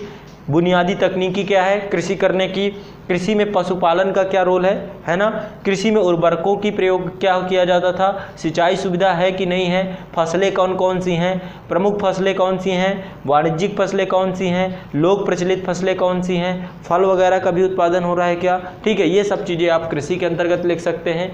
शिल्प की बात करूँ तो शिल्प कितने प्रकार का होता था, मृदभांड बनाए जाते थे, यानी मिट्टी का भी प्रयोग किया जाता था, मिट्टी से भी शिल्प होता था, कठवे का भी प्रयोग, कास्ट शिल्प भी होता था, वस्त्र निर्माण का उद्योग करना ये भी शिल्प के अंतर्गत आता है, चर्म यानी चर्मकार होते थे, उनके द्वारा जूते बनाना, कपड़े बनाना, चमड़े के कपड़े भी बनते थे पहले, है ना। प्रस्तर यानी कि पत्थर से भी बहुत सारी चीज़ें बनाई जाती थी, प्रस्तर भी ये भी शिल्प के अंतर्गत आता है। धातु में तांबा, कांसा, लोहा और अन्य जो अन्य मिश्रित धातुएं थी उनके द्वारा भी शिल्प उद्योग का कार्य किया जाता था। वाणिज्य व्यापार की बात करूँ तो वाणिज्य व्यापार में संचार के साधन क्या थे, ठीक है, माप तौल की इकाई क्या थी, विनिमय के साधन क्या थे, क्या वस्तु विनिमय प्रणाली थी या मुद्रा आ गई थी, है ना। देशी व्यापार कहाँ कहाँ पे होता था, व्यापार के मार्ग मैंने बताया होगा, उत्तरापथ, दक्षिणापथ, ये सब पूरे जितने बंदरगाह हैं ये सब देखे। विदेशी व्यापार में भी आयात क्या होता था, निर्यात क्या होता था, हर जगह पे लिखवाता चला गया हूँ कि आयातित वस्तुएं ये होंगी, निर्यातित वस्तुएं ये होंगी। इसके बाद जो है स्रोतों की बात, ठीक है, आमतौर पे मैं शुरुआत में स्रोत ही लिखवाता हूँ कि मौर्य काल पढ़ना है तो पहले स्रोत लिख लो। इस शासक के बारे में इस अभिलेख से जानकारी मिलती है, जानना जरूरी है, ये एक आपको तकनीकी रूप से इतिहास में सबल बनाएगा। तो स्रोत 2 प्रकार के होते हैं, पुरातात्विक स्रोत और साहित्यिक स्रोत। पुरातात्विक स्रोतों में अभिलेख आते हैं, भग्नावशेष यानी कि भवनों के अवशेष, कलाकृतियाँ आती हैं, भवन आते हैं, मुद्राएं आती हैं। मुद्रा से शासक की तिथि समयावधि का पता चलता है ना, बहुत सारी चीज़ें हैं। अभिलेखों में देखिए कुछ प्रमुख हैं। बोगाज कोई अभिलेख है, आप जानते हैं, इससे हमें आर्यों के देवता के बारे में, वैदिक धर्म के देवताओं के बारे में जानकारी मिलती है। जूनागढ़ अभिलेख है, जानते हैं, रुद्रदामन है। हाथी गुफा अभिलेख है, एहोल अभिलेख है। इन सब के बारे में जानकारी हमें पुरातात्विक स्रोतों में अभिलेखों से मिलती है। भवनों की बात करें तो भवन की आप देखिए, भवन का मतलब है रहने का स्थान, हर काल में अलग अलग रहा। मौर्य काल में गुफाओं का निर्माण कराया जाता था, जैसे सुदामा की गुफा, कर्ण चौपड़ की गुफा, है ना। राजमहल भी बनाए जाते थे। राजमहल भी दो प्रकार के होते थे, सांस्कृतिक महत्व के और लौकिक महत्व के, ठीक है। वहीं पर यदि हम लोग मरणोत्तर काल में जाएं तो मरणोत्तर काल में यदि हम देखेंगे तो मरणोत्तर काल में आप देखेंगे यहाँ पर जैसे कि कुषाण है, ठीक है, कुषाण शासकों के रहने का स्थान, ठीक है। पेशावर में किस तरीके के उन्होंने भवन निर्माण करवाया है, तो यहाँ पर भी लौकिक और सांस्कृतिक दोनों प्रकार के हमें भवन देखने को मिलते हैं। गुप्त काल में हमें मंदिर भी एक स्थापत्य देखने को मिलता है, भी भवन के अंतर्गत ही आएगा। मंदिर की 3 शैलियाँ नागर, बेसर और द्रविड़ मिलती हैं, ठीक है। इसके बाद जो है सांस्कृतिक महत्व के जो होते थे, सांस्कृतिक महत्व में ही गुफा और चैत्य आते थे। चैत्य आप जानते ही हैं, पूजा स्थल होता है ना। चैत्य पूजा स्थल होता है, विहार निवास स्थान होता है, गुफा के अंदर ही ये सब चीज़ें होती हैं। इसके बाद जो है हम एक चीज़ और यहाँ पर देखते हैं, यहाँ पर जो साहित्यिक स्रोत हैं, ठीक है, मैंने आपको साहित्यिक स्रोत भी बताए। साहित्यिक स्रोत में 2 प्रकार के साहित्यिक स्रोत होते हैं। पहला है देसी साहित्य, दूसरा है विदेशी साहित्य। देसी साहित्य में धार्मिक साहित्य यानी कि ब्राह्मण ग्रंथ, बौद्ध ग्रंथ, जैन ग्रंथ, ये सब क्या है, ये धर्म से जुड़े हुए हैं पर्टिकुलर, है ना। और वैष्णव धर्म, इन सब का जो साहित्य धार्मिक ग्रंथ है। धर्मेतर ग्रंथ भी होते थे, यानी कि धर्म से इतर, धर्म की बातें नहीं, जैसे अर्थशास्त्र, कौटिल्य की पुस्तक है, धार्मिक ग्रंथ तो नहीं है ना, प्रशासन के बारे में जानकारी दी गई है। तो ऐसे भी ग्रंथ हैं। विदेशी ग्रंथ यानी बहुत समय समय पर बहुत सारे विदेशी आते रहे, उनके द्वारा बहुत सारी बुक लिखी गई, जैसे कि कला पे बहुत सारी बुक लिखी गई, खगोल पे, विज्ञान पे, गणित पे, न्याय पे, सब कला है, आर्ट है। खगोल एक आर्ट है, विज्ञान एक आर्ट है ना, गणित, न्याय, ठीक है। योग पे भी बुक लिखी गई, दर्शन पे भी लिखी गई, व्याकरण पे भी बुक लिखी गई, राजनीति पे भी लिखी गई, है ना। बहुत सारे जो विदेशी है उसमें सिंघली अनुश्रुतियाँ यानी जो सिंघल द्वीप है श्रीलंका, वहाँ से आपको बहुत सारी जानकारी मिलती है। तिब्बती बहुत सारे आए, उनसे तिब्बती लेख हैं। चीनी बहुत सारे आए, यूनानी लेखक आए, मुस्लिम लेखक आए, है ना। अल मसूदी, अल बरूनी, तहकीक-ए-हिंद, ऐसी बहुत सारी पुस्तकें मिलती हैं, ठीक है। मंदिरों में यहाँ पे आप एक चीज़ और देखेंगे, जो द्रविड़ शैली थी, द्रविड़ शैली का विकास हुआ पल्लव काल में। शुरुआत होती द्रविड़ शैली की पल्लव काल में, मामल्य शैली से, ठीक है, रथास जो बनते हैं। इसके बाद चोल काल में इसका स्वरूप और विकसित होता है, पांड्य काल में गोपुरम भी बनाए जाने लगे, चोल काल में विमान बनना शुरू हो जाता है द्रविड़ शैली में, ठीक है। तो ये जो है पूरा मेरा एक प्रयास था। इसके बाद जो है कुछ 1-2-4 चीज़ें और देख लेते हैं। प्रमुख मैं स्थापत्यों की बात करूँगा, यहाँ पे ये 2-4 मंदिर बताऊँगा जो बहुत इंपॉर्टेंट है। पहला मंदिर है आपका दशावतार मंदिर, ये दंती दुर्ग राष्ट्रकूट शासक था, उसने बनवाया था। इसके बाद आपका कैलाशनाथ मंदिर, ये कृष्ण प्रथम ने बनवाया था, ये भी राष्ट्रकूट शासक है। होयसलेश्वर मंदिर विष्णुवर्धन ने, ये राष्ट्रकूट शासक है, इसने बनवाया था। मामल्लपुरम का बराह मंदिर सब लिखवा चुका हूँ, एक मंदिर मैं लिखवाया हूँ। कांची का कैलाशनाथ मंदिर, ये नरसिंह वर्मन द्वितीय ने बनवाया था, ये सब इंपॉर्टेंट है, पूछे जाएंगे। मामल्लपुरम का गणेश मंदिर परमेश्वर वर्मन प्रथम ने बनवाया था, ठीक है। तंजावुर का राजराजेश्वर मंदिर या बृहदेश्वर मंदिर, ये राज प्रथम ने बनवाया था, ठीक है। इस तरीके से ये प्रमुख मंदिर हैं। बहुत सारे शासक हुए हैं जिन्होंने बहुत सारी उपाधियाँ धारण की हैं, ठीक है। कुछ शासकों की उपाधियाँ देख लेते हैं। बिंबिसार ने एक उपाधि धारण की थी जिसको श्रोणिक बोलते थे, श्रोणिक की उपाधि इसने धारण की थी। अजातशत्रु ने कुणिक की उपाधि धारण की थी, कुणिक, ठीक है। इसके बाद उदयन है, उदयन ने उदयभद्र की उपाधि धारण की थी। जो कालाशोक है, कालाशोक ने काक वर्ण की उपाधि धारण की थी, खुद काला था और कौवे के वर्ण वाला, कौवे के रंग वाला उपाधि भी थी उसकी। महापदम नंद ने बहुत सारी उपाधियां धारण की थी, उग्रसेन, सर्वशांतक, एक छत्र विकराट, ऐसी बहुत सारी उपाधियां थी। दशरथ ने देवानाम प्रिय तो आपके अशोक को भी बोलते हैं, देवानाम प्रियदर्शी शासक, और दशरथ ने भी देवानाम प्रिय की उपाधि धारण की थी, ध्यान रखिएगा। वशिष्ठी पुत्र पुलुबामी ने बहुत सारे, दक्षिणापथेश्वर की उपाधि धारण की, ठीक है। समुद्रगुप्त की बात करें तो समुद्रगुप्त ने परक्रमांक की उपाधि धारण की, ठीक है। नरसिंहगुप्त की बात करें तो इसने भी बलादित्य की उपाधि धारण की। प्रभाकर वर्धन वंश का शासक है, इसने परम भट्टारक की उपाधि धारण की। ऐसे बहुत सारे शासक हैं जिन्होंने उपाधियां भी धारण की हैं, सब लिखवा चुका हूं। इसलिए अब आपका काम बनता है कि जितना कुछ भी मैंने पढ़ाया है ईमानदारी से, ठीक है। कहिए तो यहाँ पे मिहिर भोज, आदि वराह और प्रभास की उपाधि धारण की थी इसने, ठीक है। महेंद्रपाल, रघुकुल तिलक, बहुत लंबी लिस्ट है, मैं यहाँ पे कराने लग जाऊँगा तो उसी में बहुत टाइम व्यतीत हो जाएगा। तो ये मेरा प्रयास था कि जितना अभी तक मैंने पढ़ाया आप अपने बुक में देख सकते हैं, क्रम यही होगा, इसी क्रम से मैंने चीज़ों को पढ़ाया है। कम समय में चीज़ों को ऐसे ही रिवाइज़ किया जाता है, हमारे पास समय कम होता है, चीज़ों को अच्छे से रिवाइज कर लें तो आप जो है 2 से 4 बार जो चीज़ें मैं आपको बताया हूँ, ठीक है, ये वीडियो आप तक पहुँच जाएगा। 2 से 4 बार इसे देखेंगे। प्राचीन भारत में एग्ज़ाम से पहले ज़रूर देख के जाइएगा। एग्ज़ाम से पहले आपके अंदर कॉन्फिडेंस आएगा और निश्चित तौर पे जितना कुछ मैंने बताया यहाँ से आपको बहुत सारी चीज़ें आप लिख के भी आओगे, सही भी करके आओगे, ठीक है। ये पूरा क्रम आपको याद रखना है। यही काम हम मध्यकाल में भी करेंगे, यही काम हम आधुनिक काल में भी करेंगे, ठीक है। यही काम हम पॉलिटी में भी करेंगे, यही काम ज्योग्राफी में करेंगे। तो मैं एक सिर्फ 8-9 वीडियो आपको लास्ट में दूंगा। एग्ज़ाम से एक दिन पहले पढ़ के जाओ, 2 घंटे से पहले आप पढ़ लो, जब आपकी मर्जी हो। बहुत कम समय अवधि में ये लगभग हम 1 घंटे 25 या 1 घंटे 20 मिनट में पूरा हमने ये जितना विवरण था प्राचीन भारत का कर लिया, ठीक है।